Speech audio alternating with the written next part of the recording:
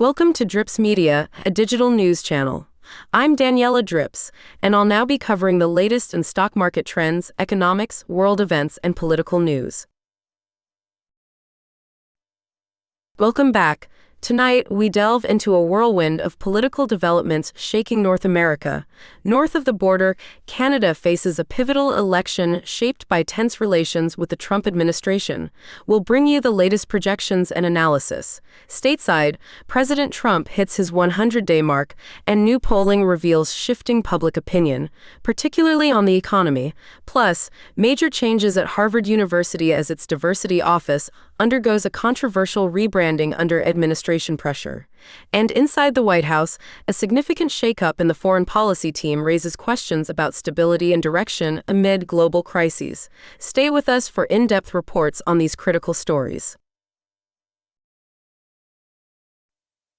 First tonight, the political battleground shifts north to Canada, where Prime Minister Mark Carney and his Liberal Party are projected to clinch victory in a high-stakes federal election.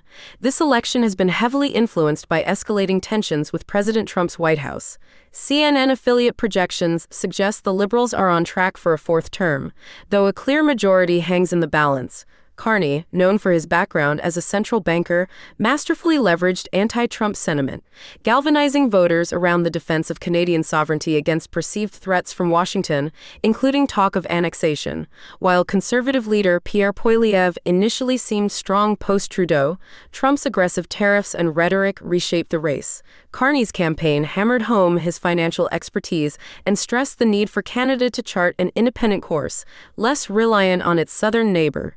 He's vowed to shield Canadian workers and industries from potential economic fallout linked to U.S. policies, framing this election as a defining moment for Canadian independence and values. Now, turning to President Trump's crucial 100-day milestone, fresh polling paints a complex picture, while his base remains solid. Driving overall approval slightly above his first-term mark at this stage, the numbers lack the typical honeymoon glow. The biggest red flag, the economy.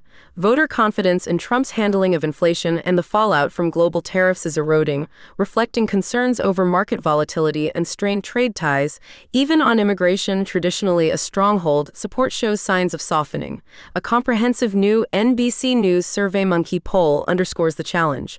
45% of adults approve of his performance, while a majority, 55%, disapprove. Conducted just days ago among nearly 20,000 adults, this poll not only shows a recent dip but also places Trump below most predecessors at the 100-day point. The takeaway: while Trump commands loyalty from his core supporters, significant hurdles remain, especially concerning economic anxieties and broader public perception as his second term gets underway. Meanwhile, a significant shift is underway at one of America's most prestigious institutions. Harvard University is rebranding its Diversity, Equity, and Inclusion Office, now called the Office for Community and Campus Life. This move is widely seen as a direct response to mounting pressure from the Trump administration, which has intensified its campaign against DEI initiatives nationwide, threatening federal funding over practices it labels discriminatory. In announcing the change, Harvard's chief diversity officer emphasized building connections and belonging. But the pressure hasn't stopped there. Harvard also confirmed it's ending university funding for affinity group celebrations at commencement after the Department of Education warned such events could risk federal dollars by potentially segregating students by race. Adding to the heat, the administration is probing the Harvard Law Review for alleged race-based discrimination in selecting articles. It's a clear signal of the administration's broader pushback against DEI, forcing major changes at Harvard and potentially other universities nationwide. Inside the White House, there's turbulence in the foreign policy apparatus. Sources describe significant disarray, mirroring the global uncertainty stoked by the administration. In a major shakeup, National Security Advisor Mike Waltz is out, replaced by Secretary of State Marco Rubio, who now juggles both roles. This shift comes at a critical time. A trade war with China is escalating, impacting the economy. Peace efforts in Ukraine are stagnant, and traditional alliances are strained by Trump's rhetoric rhetoric and aid cuts. While Rubio steps into the NSA role, his biggest test might be navigating the administration's chaotic internal dynamics. True policy coherence seems elusive, as President Trump remains the ultimate, unpredictable decision-maker. His approach often bypasses established diplomatic norms, favoring transactional deals and direct engagement, sometimes with authoritarians, while openly criticizing allies like NATO. Underscoring this unconventional style, real estate developer Steve Witkoff has reportedly been handed sensitive negotiation files concerning Ukraine, the Middle East, and Iran, potentially sidelining Rubio. This deliberate unpredictability, defended by officials like Treasury Secretary Scott Bessent as strategic uncertainty, aims to keep adversaries guessing, but also fuels global instability. Following that shakeup, we now know where outgoing National Security Advisor Mike Waltz is headed. President Trump announced moments ago his intent to nominate Waltz as the next U.S. ambassador to the United Nations. In a statement, Trump lauded Waltz's background, military veteran, congressman, and NSA chief, expressing confidence in his ability to represent American interests at the UN. As mentioned, Secretary of State Marco Rubio takes over as interim National Security Advisor. Waltz stated he was honored by the nomination. However, his path to the UN isn't guaranteed. Waltz faced controversy back in March after accidentally including a journalist in a secure signal chat discussing sensitive military operations in Yemen. That incident had fueled speculation about his departure. Unlike the NSA post, the UN ambassadorship requires Senate confirmation, and the signal gaffe is expected to be a major focus during those hearings. Remember, Trump previously tapped Representative Elise Stefanik for the UN role but pulled back, citing the need to. And that's a wrap on our political whirlwind tonight. From electoral showdowns and presidential polling to campus controversies and White House shuffles, the political landscape continues to shift at breakneck speed. We'll keep tracking all these developments and bring you the latest analysis right here. Don't go anywhere. More news is straight ahead after this break. Welcome to our World News segment. Tonight, we delve into pressing global events. First, a devastating explosion rocks a major Iranian port, leaving scores dead and injured. We investigate the cause and the urgent questions about safety protocols. Then, geopolitical tensions escalate as China launches a scathing video attack on the U.S. trade war, urging international resistance against what it calls American bullying. We'll also journey to the treacherous slopes of Mount Everest, where Nepal is imposing strict new climbing rules to combat deadly overcrowding, sparking debate among mountaineers. Next, we examine the massive blackout that plunged Spain into darkness for nearly a day, raising concerns about grid stability and the reliance on renewable energy. And finally, amidst the ongoing tariff battle, China signals it's evaluating a U.S. proposal to restart trade talks, but only on its own strict terms. Stay with us for in-depth reports on these critical international stories.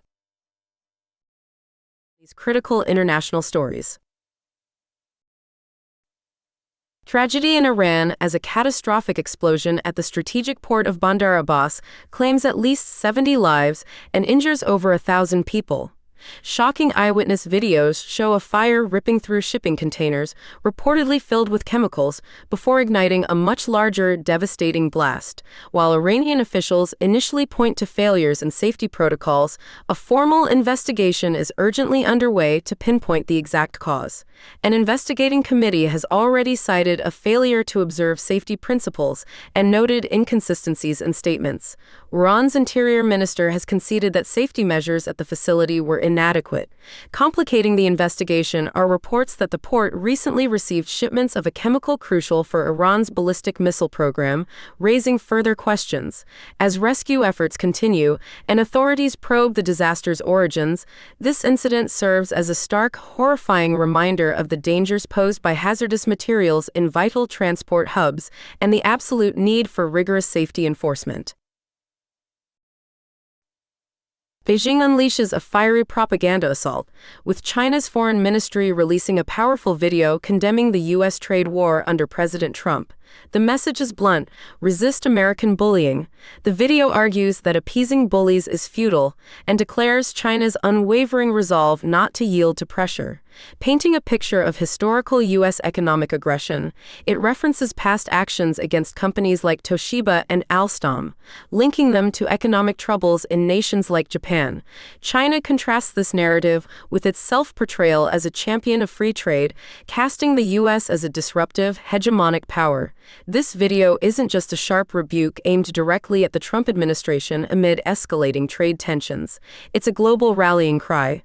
China is actively urging other nations to join forces, stand firm against perceived American dominance, and tear down what it dramatically labels the walls of hegemony. This marks a significant escalation in the rhetorical battle alongside the economic one. High stakes on the high peaks. Nepal is tightening the reins on Mount Everest expeditions, introducing controversial new rules aimed at tackling deadly overcrowding and enhancing safety. Facing intense criticism after a tragic 2023 season saw 12 deaths and 5 climbers missing amid record permit numbers, the government plans to restrict Everest permits exclusively to mountaineers who can prove they've already conquered at least one other 7,000-meter peak within Nepal. This move targets inexperienced climbers blamed for dangerous bottlenecks in the infamous death zone.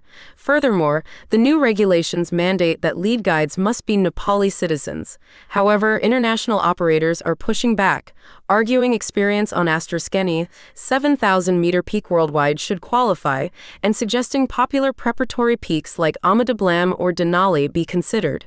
Questions are also being raised about the capacity of Nepali guides alone, with calls to recognize internationally certified guides regardless of nationality. With over 70 peaks above 7,000 meters in Nepal, the debate rages: will these rules save lives or unfairly restrict access to the world's ultimate climb?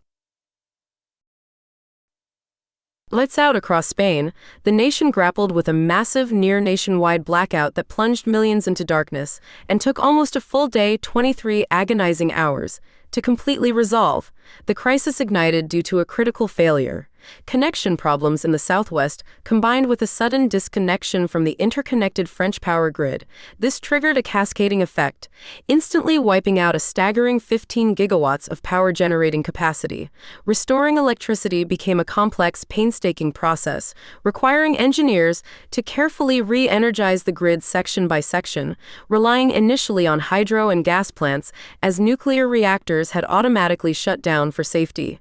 Crucial support came from neighbors France and Morocco, who pumped electricity into the ailing Spanish network via high-voltage interconnectors. While prioritizing hospitals and essential services, the incident has cast a spotlight on the vulnerabilities of modern power grids, sparking debate about the integration and reliability of renewable sources like solar power, and demanding urgent strategies to prevent such widespread failures in the future. A potential crack in the U.S.-China trade war deadlock. China's Commerce Ministry confirms it is now actively evaluating proposals from Washington to restart high-level trade negotiations. This marks a subtle but significant shift, potentially signaling a softening from Beijing amid the biting economic impact of U.S. tariffs. While American officials suggest China is feeling the pressure, Beijing isn't rolling out the welcome mat just yet. They've laid down firm preconditions. The U.S. must show genuine sincerity, reverse its wrongdoings, and crucially, cancel all unilaterally imposed tariffs before any talks can commence. This comes after China previously refuted President Trump's claims that talks were already underway. Now, Beijing says the door is open, but only on their terms, reaffirming their readiness to continue the fight if necessary. Both economies are feeling the strain. U.S. tariffs bite into Chinese exports, while retaliatory Chinese tariffs hit American goods. After Trump hinted at possible tariff reductions last week, a move initially rebuffed by China, this latest statement keeps the... And that concludes our World News Report for this hour.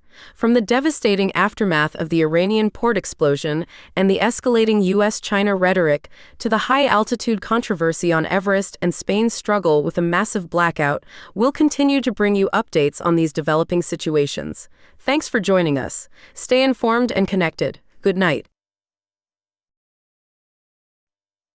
Welcome to our breaking economic and business report. Tonight, we lead with troubling signs from Asia as the Bank of Japan dramatically slashes its growth forecasts, signaling deepening concerns about the global economic slowdown fueled by ongoing trade disputes. We'll unpack the implications. Then, turning to the corporate arena, turmoil at Tesla. We investigate reports of a board search for a successor to CEO Elon Musk and the company's strong denial amidst challenging financial headwinds. Following that, we dive into the critical US-China tech rivalry. NVIDIA's CEO weighs in on the AI race and the impact of tightening US restrictions on chip sales. Plus, sticker shock for American consumers. Find out how Trump-era tariffs are leading to unexpected hefty import charges on low-cost goods from platforms like Temu. And finally, a fast food giant feels the squeeze. McDonald's reports its sharpest U.S. sales drop since the pandemic. Stay with us for in-depth coverage of these major developing stories. The pandemic. Stay with us for in-depth coverage of these major developing stories. First tonight, a significant economic tremor from Tokyo. The Bank of Japan has delivered a stark assessment, drastically cutting its economic growth forecast for 2025 by half, down to just 0.5%, while also trimming the 2024 outlook. The central bank points directly to the chilling effect of the global economic slowdown, largely blaming contentious trade policies for squeezing domestic corporate profits. Officials admit extreme uncertainty clouds the picture, particularly regarding how trade disputes, like those initiated by the Trump administration, will unfold. This sobering forecast from Japan, a key U.S. trading partner currently in negotiations for a new deal, underscores the mounting economic fallout. President Trump has signaled talks are ongoing but insists the U.S. holds the leverage. Yet experts remain skeptical about quick resolutions. This Japanese downgrade lands amidst other worrying economic signals, including a recent contraction in the U.S. economy and slowing factory activity in China, both linked to the trade war's impact, amplifying IMF warnings about risks to global growth. Shifting from global economics to corporate drama, electric vehicle giant Tesla faced market turbulence today. Shares initially stumbled after a Wall Street Journal report alleged the company's board is actively hunting for a successor to iconic CEO Elon Musk, reportedly engaging executive search firms. The news triggered a brief sell-off in overnight trading before recovering some ground. However, Tesla chair Robin Denholm issued a fiery rebuttal on social media platform X, blasting the report as absolutely false and claiming the journal was warned of its inaccuracy beforehand. Denholm forcefully reiterated the board's full confidence in Musk, stating he remains the CEO tasked with executing Tesla's ambitious growth plans. This public clash occurs during a tough period for Tesla, which recently posted disappointing first-quarter results showing falling sales and profits, missing Wall Street targets. Adding another layer, Musk himself has previously mused that his own political activities, including ties to the Trump administration, might be casting a shadow over the company's stock price. Now to the high-stakes world of artificial intelligence, where the competition between the U.S. and China is intensifying.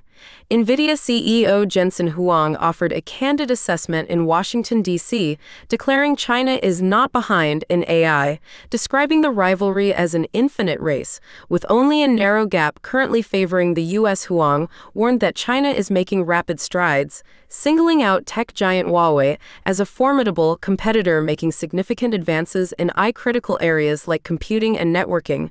These comments carry weight as NVIDIA, a dominant global supplier of AI chips, grapples with escalating U.S. export restrictions. Recent Trump administration rules blocking sales of advanced chips like NVIDIA's H20 to China without a license are projected to cost the company billions. Huang has consistently urged U.S. policymakers to focus on boosting domestic innovation to stay ahead, cautioning that simply restricting rivals could backfire and cede technological leadership. He argues the priority should be fostering American competitiveness, not just imposing limitations on others.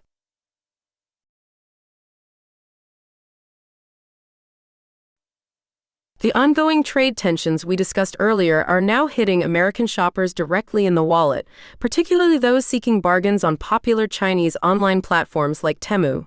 Customers are reporting sticker shock as significant import charges, sometimes exceeding the cost of the items themselves, are being added at checkout.